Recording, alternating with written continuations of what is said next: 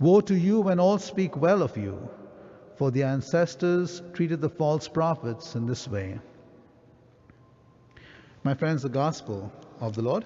Praise to you, Lord Jesus Christ.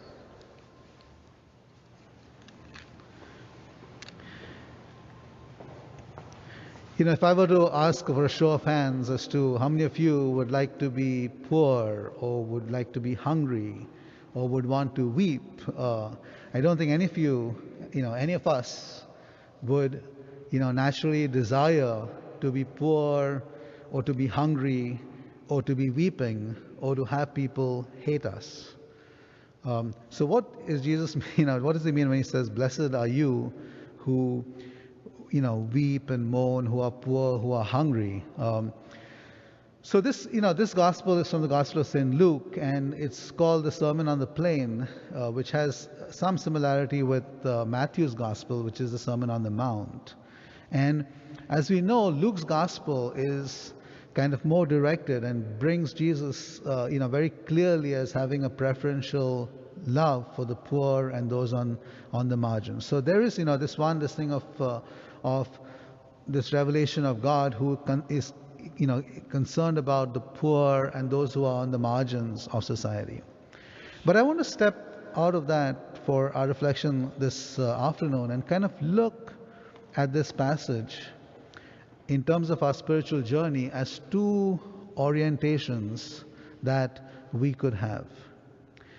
And one is an orientation where we constantly seek, we seek rich and wealth and health. And a lot of that, as we do that, a lot of that is focused on ourselves. We are at the center of those efforts. But when we turn things around and actually we detach ourselves from our wealth, we detach ourselves from our health, we detach ourselves from seeking glory, we move the focus from ourselves to God.